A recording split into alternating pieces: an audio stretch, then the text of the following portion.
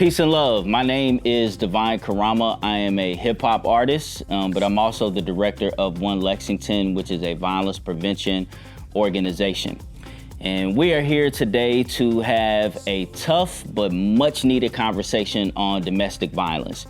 I mean, it is clear that we cannot keep expecting women to solve this problem and have this conversation amongst themselves. Men are victims of domestic violence as well, but when you look at the dynamics, the abuse overall is a little bit more severe when we talk about women. It is oftentimes more fatal. The societal response is a little different and the impact is different. I mean, it's almost like asking a person of color to solve racism, right?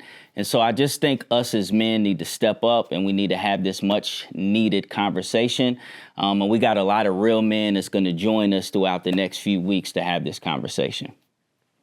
This series is produced for the City of Lexington's It's Time initiative. It is called The Good Guy Guide, and it is not because I or any of our guests are perfect men by any stretch of the imagination, but it's just about pushing and perfecting ourselves to be better each and every day. And so, everybody, welcome to The Good Guy Guide.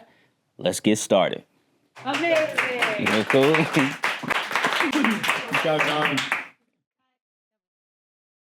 I am excited to be joined today by Lexington's Vice Mayor Dan Wu, as well as Andrew Shayde. Aside from being our Vice Mayor, you've also been a business owner and a leader in many spaces. I remember during 2020, you did a series of podcasts, shining light on some people of color, which was really great. Andrew, you are the former director of Arbor Youth Services. But you're also a reality TV star, right? Personality.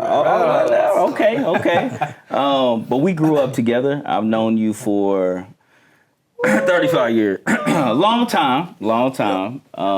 Glad to have you both here. We're going to have a really, really important and powerful conversation about equality. And so let's jump right into it, okay? What does the word equality mean to you, Dan? It means having the same rights, having the same privileges, but also having the same responsibilities. And equality doesn't always necessarily mean exactly the same thing. If you and I are different people, the thing that we need to get to where we need to be isn't exactly the same. Okay. But the opportunity needs to be the same. Right. So even if we started the same line, you because of your history, me because of my history and upbringing, whatever else, we're going to go at a different pace, and that's still not equal. So the question is, how do we get everybody to that same line, to that same opportunity, to get to that same goal? That's good. Andrew, what about you, brother? Yeah, I mean, I think that's perfect. I feel like equality takes work. It's not just there. We may, two fellas born on a Tuesday in the same hospital does not mean that they're at the same spot in life, because they do. It's what you're going home to. It's where you're growing up, where you're from. A million factors that go into that, but it takes work for us to get there. Not just those two boys born in that hospital together, but the community that surrounds them. So I'm curious, because when I think of equality 20, even 10 years ago, and then how I view equality now is different. So do you all think equality itself doesn't change, right? The definition is what it is, but do you think how we view equality, how we implement it within our community is constantly evolving? Because I think of conversations with my daughters, and they're always saying, Dad, you can't say that now. Or, it's not this, it's this now. It's not a drug addict. It's somebody who's dealing with substance use disorder, right? That's right. And so we're constantly perfecting our language, how we show up. And so can we talk a little bit about how you've grown in the aspect of equality and how you view and see it? So you kind of got to speak for your old self, right, compared to today. Yeah, for sure. I think you're right. The definition of equality doesn't change, but the context in which we live and the culture in which we live changes, right? So what do you mean by that? I'll give you an example. Like when I was, I'm 50 years old this year. 50 piece. You need to see my ID? Yeah. You look good for your age. Thank you. I appreciate that. We got a few more years. Right. We got a few more years. Youngsters over here. But when I went to high school in the late 80s, early 90s, right, I remember back in the day, there was one kid who was out as gay. One kid. Yeah. We didn't even talk about bisexual, much less queer. We did not talk about transgender. Right. We didn't talk about masc. We didn't talk about femme. None of those were in our vocabulary, right?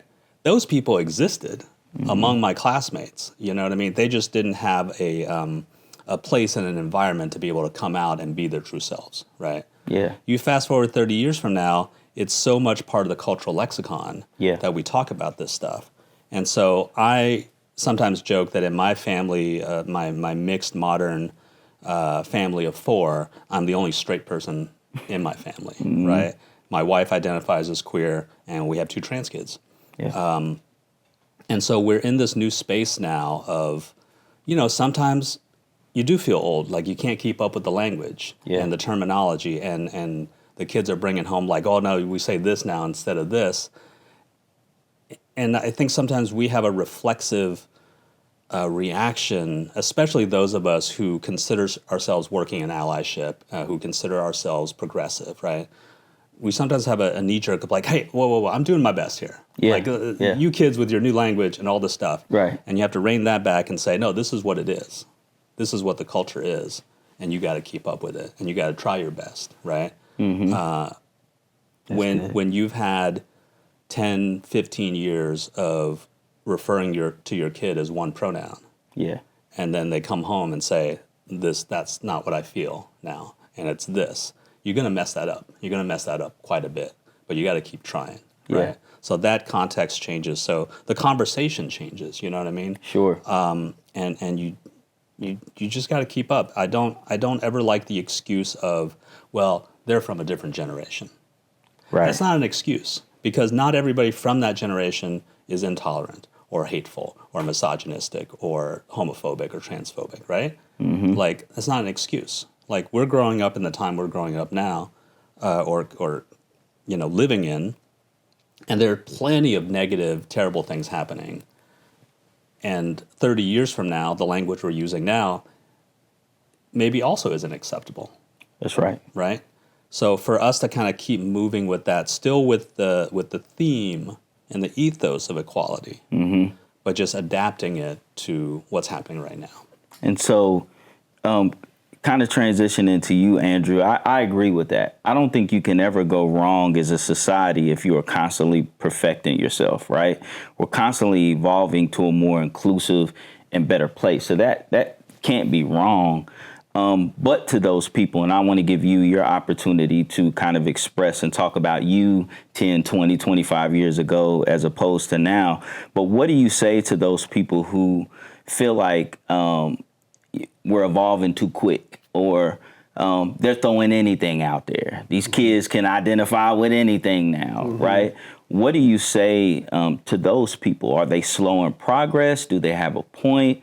How does that make you feel when you hear that type of language? Yeah, I just think we're just still learning, right? Like everyone's still learning the differences amongst the human race, and those differences are vast. And it's so easy to think back and be like, you're black or you're white, you're gay or you're straight, you're a man or you're a woman. Like, wanna be nice, everything was so easy. It's not. We're a diverse group of people. There's 8 billion of us, and we all come from we've all walked down different roads, and that's the fun part. But I think people just want to take the easy way out. I was born in a white family, in a very social white bubble. I've heard the things that white people say when there's only white people in the room. And I do think it's almost they just want to keep it so simple. Like, no, you're a man or you're a woman or you're this or that. Everyone's equal. It's what you do. And I just think that's just not how it is. It's way more complicated than that. We are so different, and I think we're constantly opening a new door. Like, hey, y'all, here's a door in our house we haven't even opened yet. Like, we're still learning that there's different pathways around us, and we're kind of figuring that out as we go. And that's okay. Yeah. But don't be so closed off to it. And I think a lot of people are. They're like, well, back in my day, I'm like, it's not back in your day anymore. Right. This is We today. beyond that, bro. And so we're in a new place. And even back in the day, it wasn't simple and it wasn't easy. All these issues existed. They were just buried because the dominant culture didn't allow them to be spoken, right? Like the folks who say like, oh, suddenly we have all these like trans people. It's like, it wasn't sudden. They've been around since the beginning of human history, but because of the way they're suppressed either by laws or by culture or by violence, you just weren't allowed to identify that way. So of course you don't identify that way. Of course you come out when you're 45 years old because you were never able to up until this moment, until the culture gave you some permission and the laws of the land gave you some ability to not be an illegal person. Yeah. Not for literally your identity or who you love to be illegal in and of itself. So for the people who say like simpler times, it was simple for you because you were part of the dominant culture that didn't have to live in the shadows. Yeah. Right. So of course it's simpler for you, but it was never simple for everyone else. Do you think, sticking with you, Dan, and we'll come back to Andrew, do you think you, being an immigrant, right, originally from China, your family, right, do you think that informed your ideology when it came to equality? Because I know for me as a black man, the fight was always about race. We've never been more than 16% of the population of Lexington, Kentucky growing up. I went to Southern. There was only a handful of us until they started busing kids out from East End.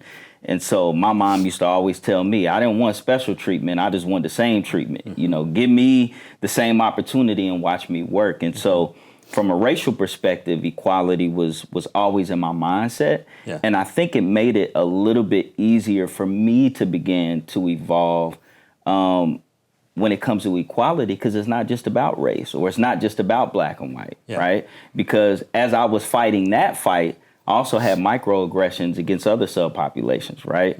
Other people who identified differently than me.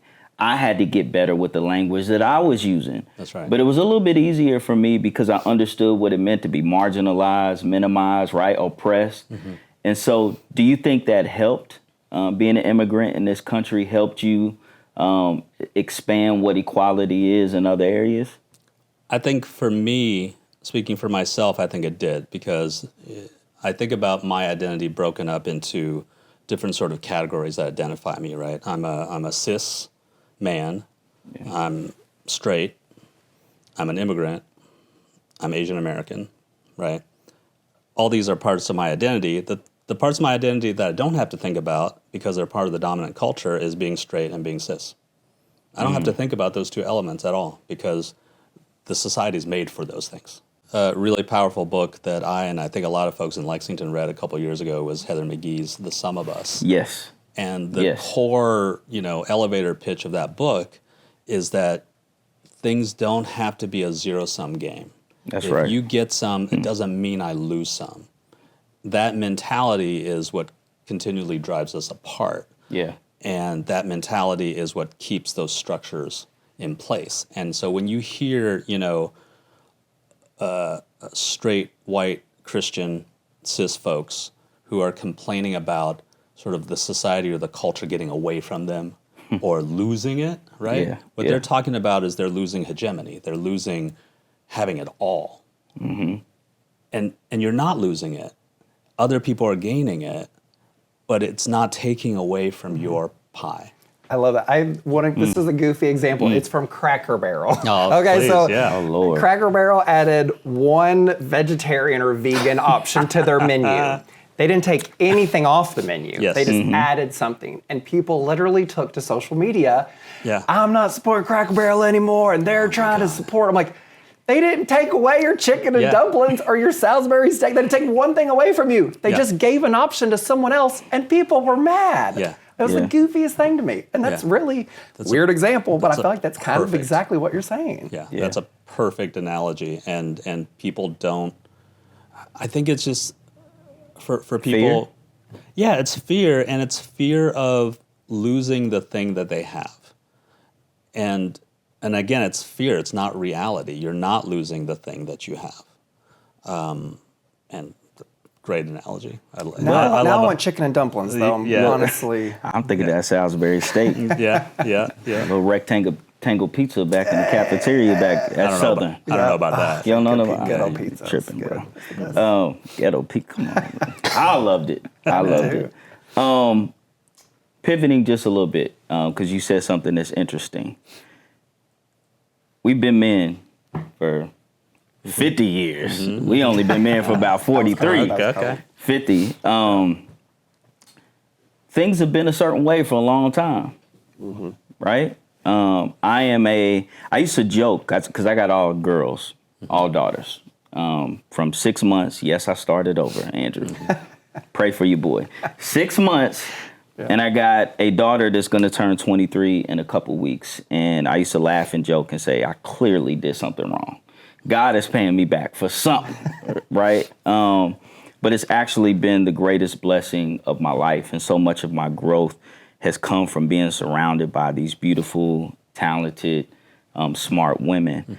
But it's also exposed so much about myself over the years when we talk about equality. So let's kind of turn the page and talk a little bit about, as my daughter would say, this patriarchal society that we live in, right? She be giving me the blues. I'm gonna tell you straight up, she be giving me the blues. But gender equality, I'm gonna be honest with you, and this may be controversial to say, but we're gonna keep it a buck here, right? So I'm gonna tell you where I struggle. I was raised to be this gentleman. My dad didn't explain much to me. He just told me this is the way it is, right? And so in being a gentleman, he didn't say that the woman was a weaker sex, but he did cultivate this culture of protecting this precious entity, right? You see a woman coming, you open the door for her. If she's carrying something, you offer to carry it for her, right? You never put your hands on a female, ever. If they put your hands on you, you run, right? But you never put your hands on a female. So growing up, I always kind of had this protective nature when it came to women and girls, right? And I remember as my daughters were getting older and, you know, I'd hold the door open for them and they started to challenge me a little bit. Like, what, I can't open the door myself? Well, how about I open the door for you, Daddy? And I'm just trying to be a gentleman. Yeah, but I kind of feeling like you acting like I can't do this myself, right? And it started to get into these conversations where they were taking offense to something that was embedded in me, right? Even coming from a good place, I thought. But I also know I had a lot of friends that had things embedded in them that didn't come from such a good place, but all centered around the woman being the weaker gender, right? Tell me a little bit about, and you can go back to your upbringing, your natural evolution as a man from boy to adult. Where are you in regards to how you view women in society? And you can speak to you personally or just some of the issues in society as a whole. I mean, I'll start with kind of what you're experiencing, what you're talking about, and what I've been thinking about for the last several years is the idea of intent versus impact. Right? Okay, explain that. Your intent is to be protective, is to be chivalrous, is to be gentlemanly, is to do something nice for somebody. Okay. The impact that you're having, they feel like it's patronizing, they feel like it's anti-feminist, they feel like it's, paternalistic, and they don't want it. And that's an easy thing to solve. You know how? You listen to the person impacted. Come on. That's all. If they say, hey, don't do that, you stop doing it. Yeah. You don't have to make an excuse. You don't have to, that's not what I was trying to do. I don't know why you're taking it that way. I was trying to be nice, blah, blah, blah. It's very easy, and I think it's a natural reflex for us to be like, whoa, whoa, whoa, whoa, whoa. I wasn't intending any harm. Yeah. Right? I'll go back to this, one of the last times that I had arguments on Facebook, because I'm retired from that. No more of that. Just don't respond. I'm telling you. But I made a post, this was several years ago, and I said, if you see somebody that looks like me, don't ask where you from. Don't ask it out of context. If we're having a conversation at a party and we get into it and talk about our backgrounds and where we grew up, fine, that's great. In the grocery line, though, excuse I me, don't where know are you from? Right. And I said, just don't do it. And I had a bunch of folks who were just like, yeah, you're right. I appreciate that. I had a lot of folks that said, oh, I'd never thought about it that way. Thanks for letting me know. And then I had some folks who were like, well, I don't mind when people ask me, why are you getting so offended? They probably just want to learn about other cultures. They're probably just being nice and talking to you. And I went back and forth a little bit.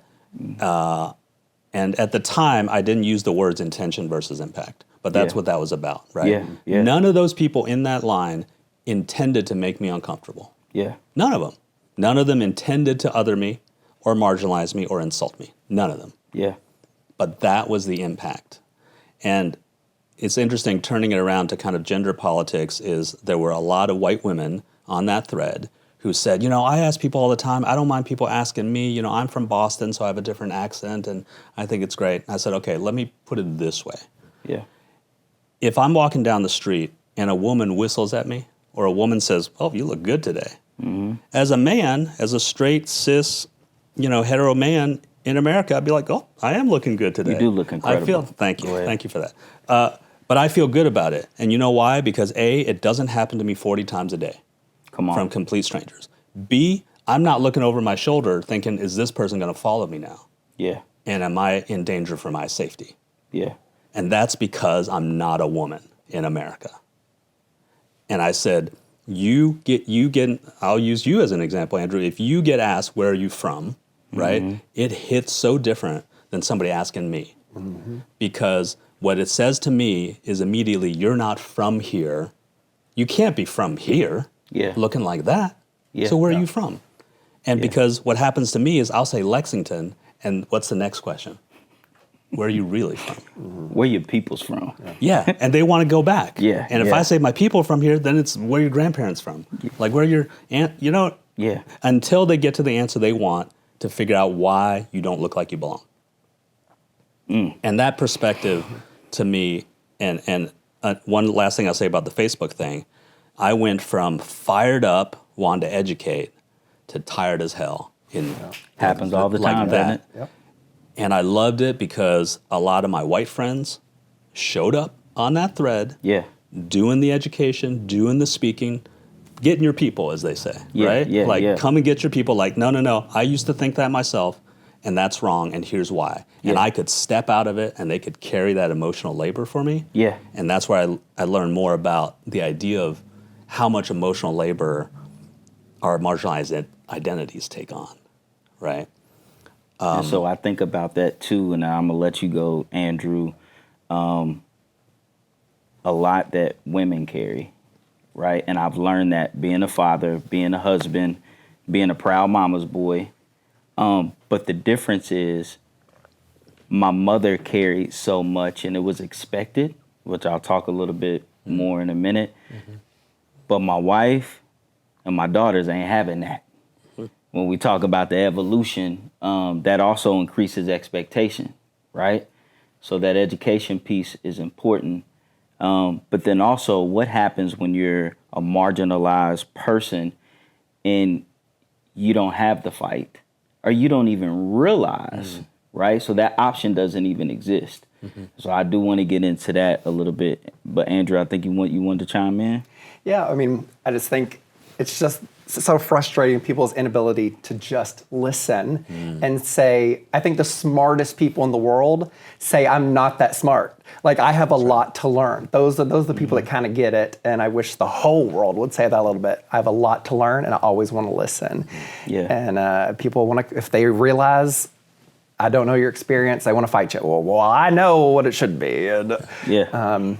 And, I, of course, grew up in a church where women aren't allowed to stand at the pulpit. And I feel like that sends a message that women aren't smart enough to read from a book and teach, or stand at a lectern at a college, which I consider myself pretty much a feminist these days. Yeah. I believe in chivalry and being kind. Yeah. But you know what I've learned? I'm going to hold the door open for everybody. Mm-hmm. There you go. And that's kind of how I've treated that, because I was raised the same way. This is what scares me, and it almost brings tears to my eyes to hear my mom talk about her experiences, because we're talking about listening to people who are speaking out about how they feel.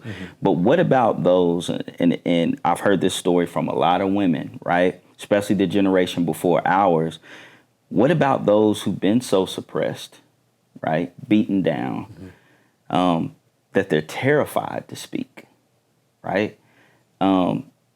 There's no words to listen to because that treatment has been normalized. So when my mom talks about things that happened to her at work, physical things that happened to her, things that were said to her, and she just laughed it off, and because it was normal or because she didn't want to compromise her position, her job. That's right. Right? Especially being a black woman, like it brought me to tears, right?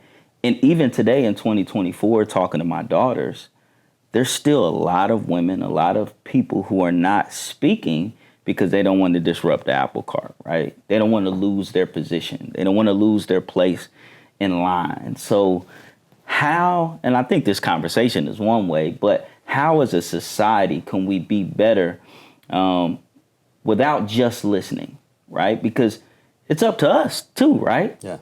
It shouldn't just be listening That's to right. these tough, difficult stories. You talked about emotional labor. I dealt with that in 2020. Every news was hitting me up. All my white friends hit me up. How you feel? I don't want to talk about it. Yeah. I don't want to explain to you what we feeling right now because I got to live with it each and every day. I'm trying to make sure my mental health is good, my family is okay. And so everybody doesn't have that bandwidth to speak. So how as a society, fellas, can we perfect ourselves and continue to evolve without our most vulnerable having to speak and educate us? The whole script needs to be flipped because homophobia I like that. homophobia is a straight person's problem. Transphobia is a cis person's problem. Racism is a white person's problem. And misogyny and domestic violence is a man's problem.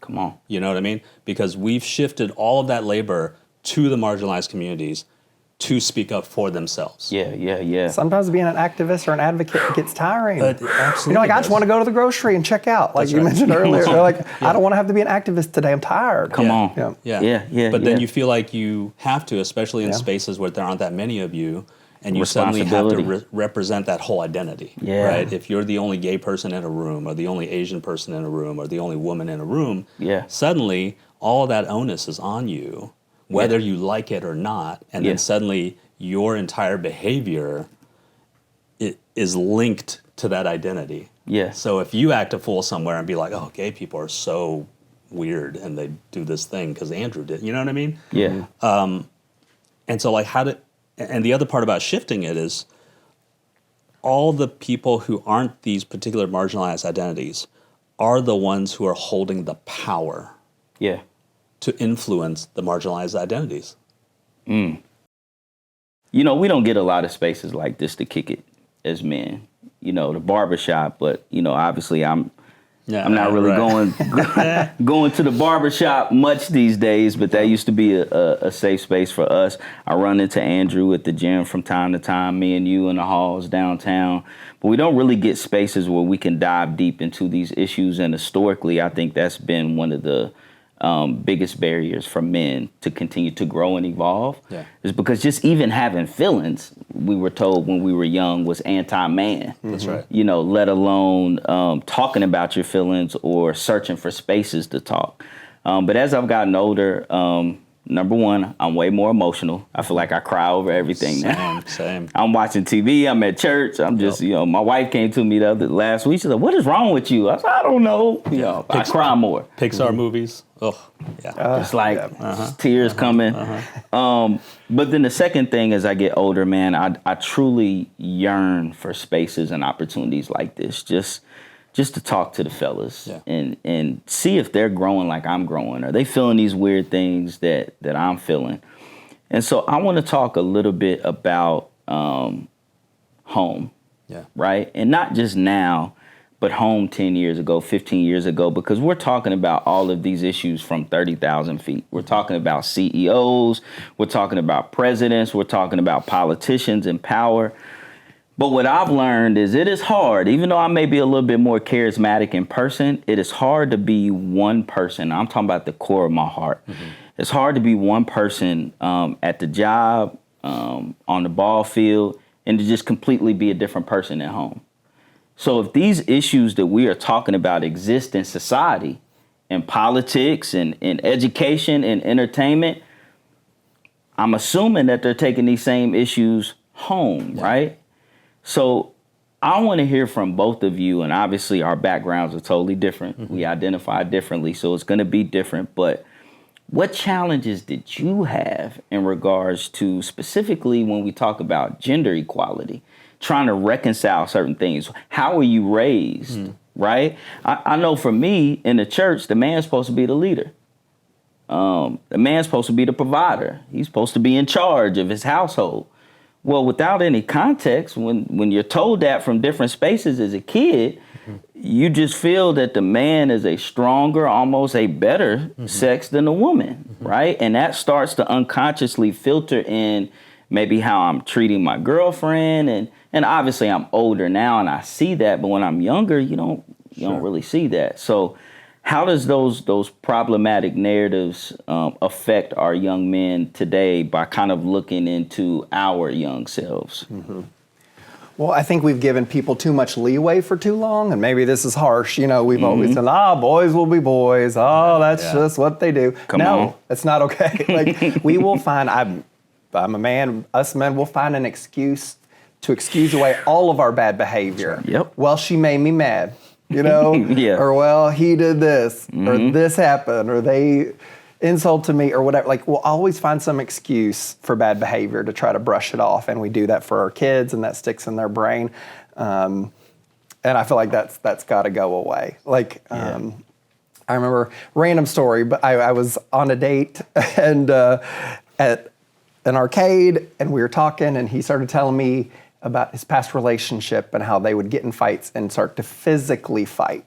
And from what I took away, in his mind, like, we're both dudes, so that's okay.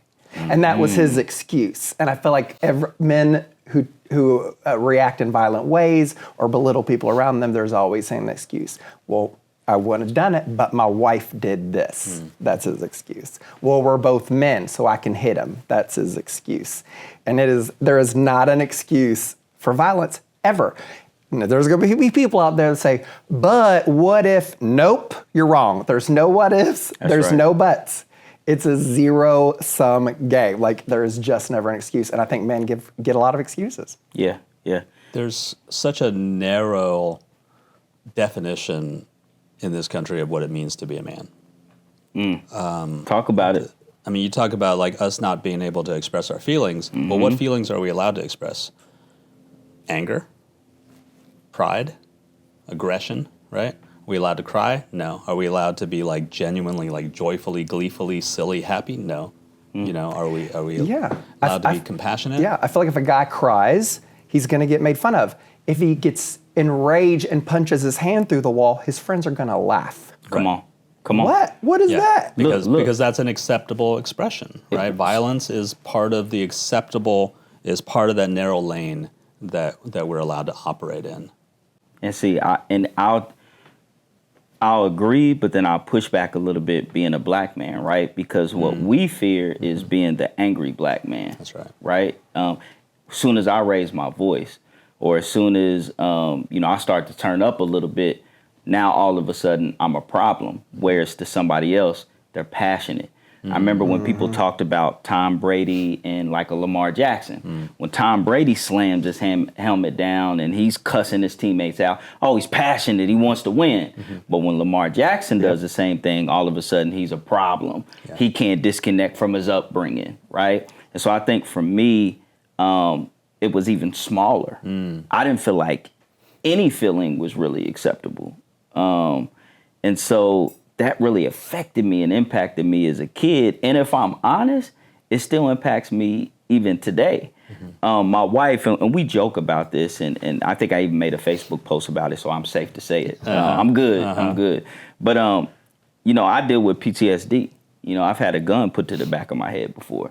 I've been in spaces where shootings have happened. And so I acknowledge that. And so I don't really do well with people surprising me or walking up on me. And it's so bad to the point where like my phone to this day, like, dang, we really talking. See, this is what happens when you get around a guy. Yeah. I didn't know I was going to share all this, but I even keep my phone turned over and I keep my ringer off almost all the time because I struggle with being surprised by a ring. Like I need to turn it over and I need to control what is happening, right? And that is part of the anxiety that I deal with. And so my wife used to walk up on me and I would jump.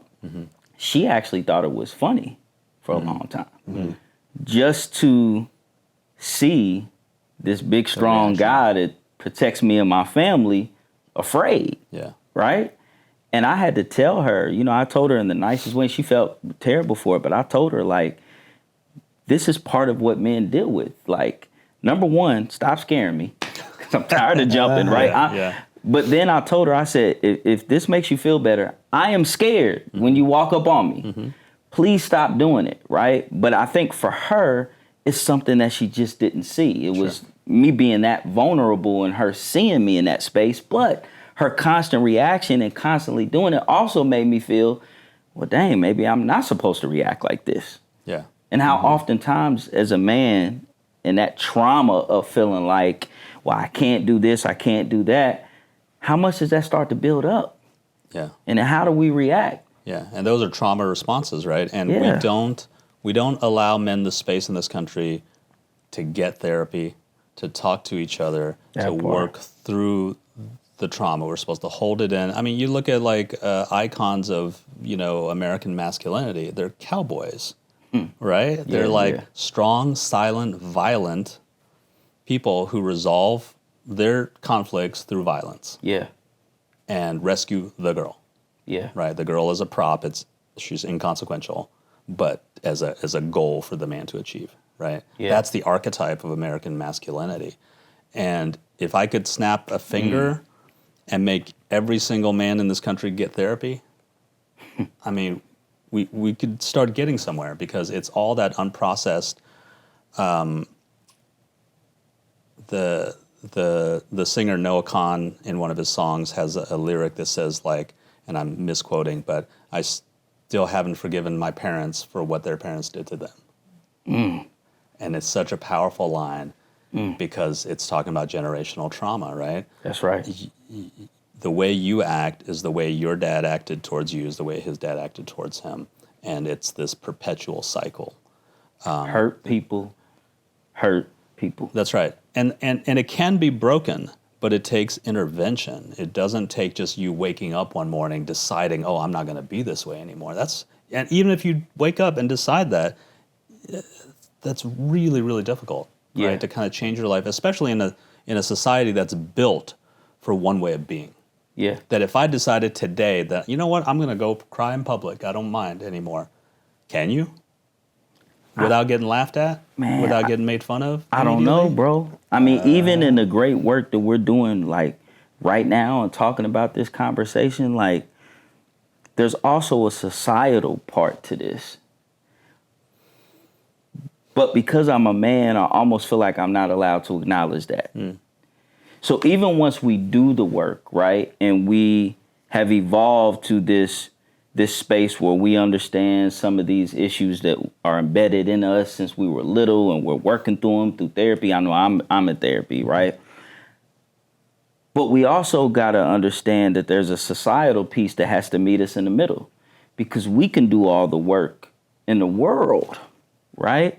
But if men aren't seen as beings, as human beings that have emotions and different feelings, sometimes there's a reaction to those feelings that we're finally letting out that were suppressed.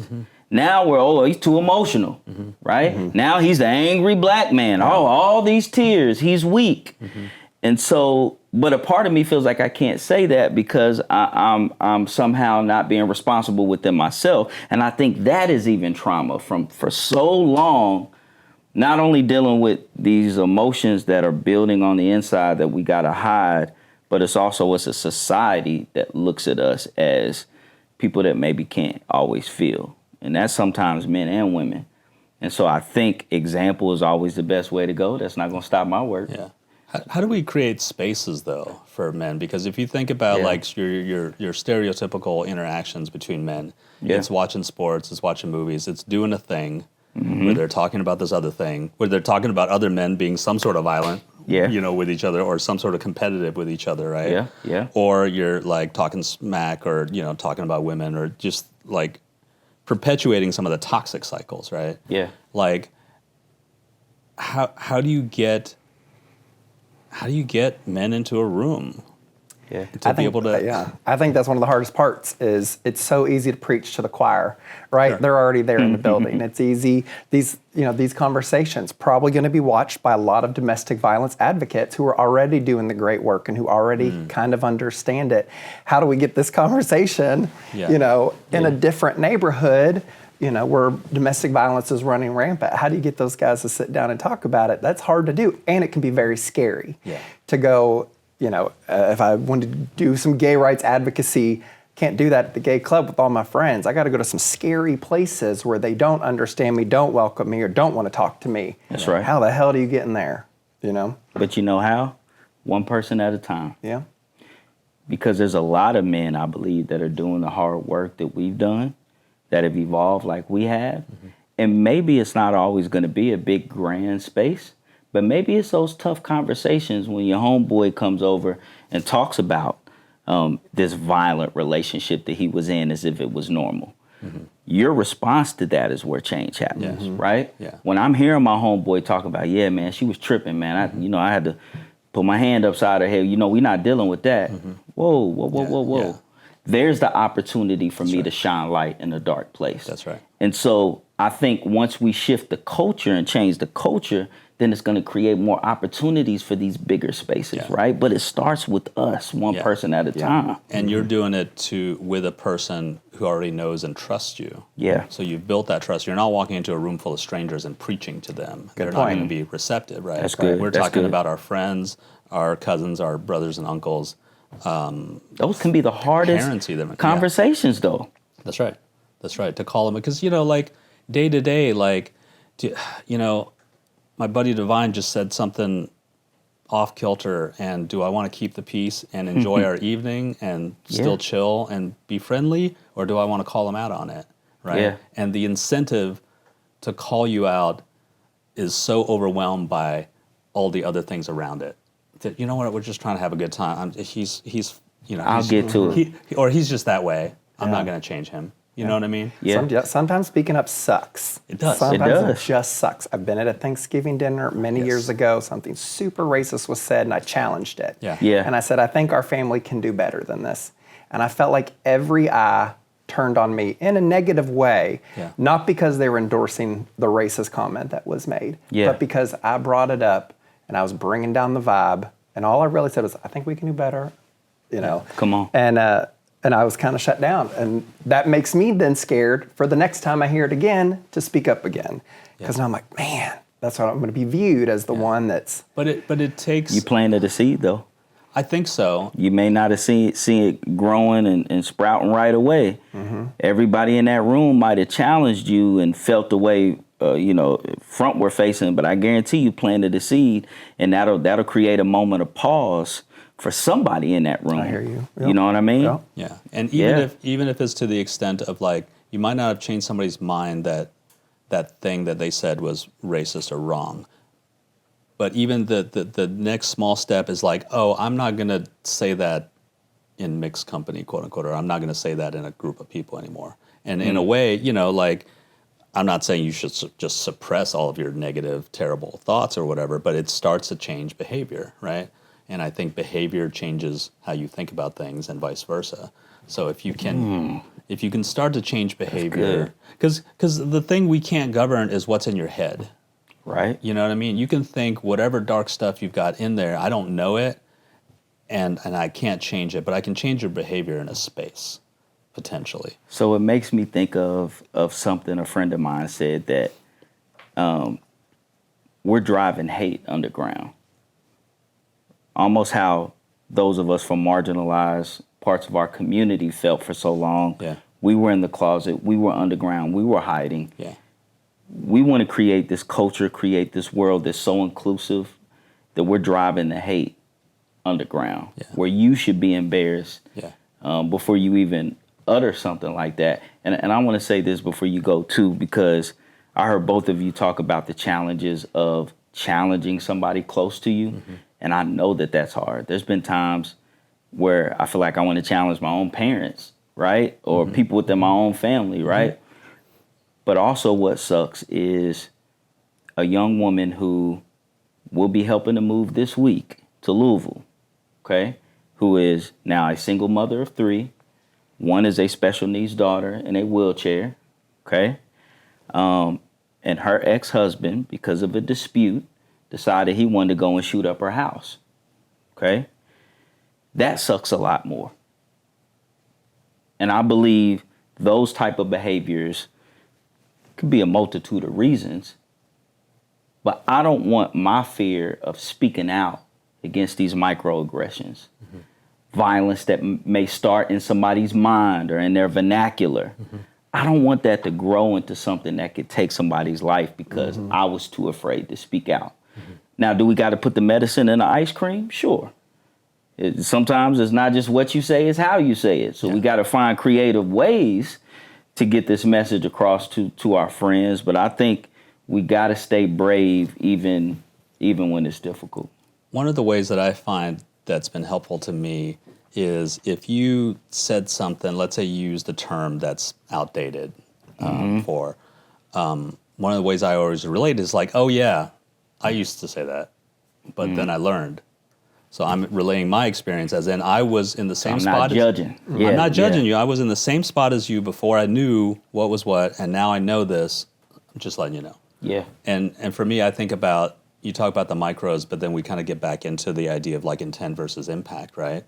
There are plenty of things that our friends and family have said, not meaning to be offensive, not meaning to be wrong, and that is, and it's like when, our parents or our in-laws get pronouns of our kids wrong, we correct them every single time. Yeah. Is that tiring? Yes. Yeah. Do they eventually get it? Yes. Yeah. And it's worth the work. It's worth the investment. If this friend here is worth the friendship, then it's worth getting them to a better place. Yeah. Great conversation, heavy conversation. Yep. Much needed conversation. Always good to see you, my friend. Hopefully I'll see you in the gym. Yeah. Look, if I've missed a few days. Hey, if we don't get it in the morning, we probably ain't getting it. My brother, keep the great work that you're doing in the city, man. You're a leader. You're somebody a lot of people look up to, and so keep doing your thing. To kind of close this out, it's a great conversation. What would you say to a young man that's sitting right here with us that is 16, 17 years old, kind of leaving the nest, beginning to experience the world himself? What do you want to say to him about the true essence of equality and how he can exemplify that to the rest of the world? What missteps, mistakes can you help him avoid that maybe we got hit with when we were his age? I think just convey the idea that the definition of being a man in this world and in this country is what you want to make of it. And it's much wider and much more colorful and much more nuanced and even more beautiful than what he's been raised to believe. That his path isn't just through dominance and control and violence, which are all the things that we're taught, like that's what makes us strong.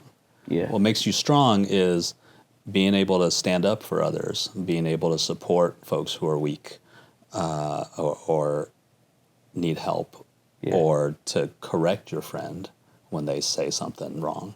You know what I mean? That's strength.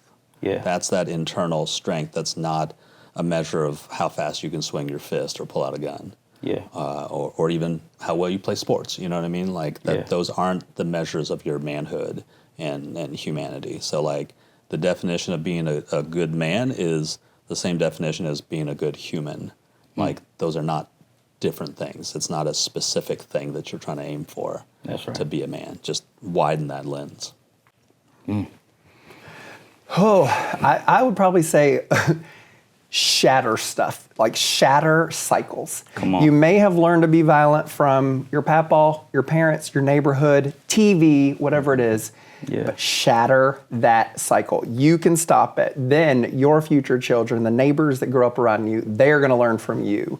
And you get to start a new cycle, and it can be a much better cycle. So don't punch walls, don't hurt others, but shatter those cycles. Blow them up. Like, on. let's start over. Let's make it better. You get me hype, Andrew. You get me hype, taking me back to Southern Middle School. Let's go. Come on, I was on the basketball team. I remember. You know. Yeah. Man, y'all pretty much said everything that needs to be said. I think the only thing I would add to that if I'm talking to a young man is, number one, be brave enough to do the right thing, even if it's not the popular thing. Yep. And I think the final thing, and this is something that I really didn't realize until I was 40 years old and, you know, I'm mourning the death of my daughter, right? That sometimes you're at your most powerful in a moment of weakness. And so to what you said, Dan, power, being a man, being a human isn't always about being dominant, hurting others, aggression. Sometimes it's in the nuance of purpose and faith that you find only in moments of weakness, but you have to allow yourself to feel. So, great conversation, fellas. Yeah. Thanks. Keep talking. Every Yeah. man out there, keep talking. That's Absolutely. it. Thank you for joining us for the Good Guy Guide. We hope this conversation sparks something in you, a new perspective, call to action, or maybe just a reminder that we all have a role to play in creating a more respectful, equal, and kind world. Remember, change starts with each of us. So let's continue the conversation, challenge our assumptions, and most importantly, let's be the change that we wish to see in the world. If you enjoyed today's episode, don't forget to subscribe, leave a review, and share it with somebody that needs to hear this message. And tune in next time as we dive even deeper into the issues that matter, bringing you more insights and stories to inspire positive action. Until then, stay informed, stay engaged, and keep doing your part to make the world a better place. Thanks for watching, and we'll see you on the next episode of the Good Guy Guide. Good job. Nicely done. Good job, fellas. Thank you.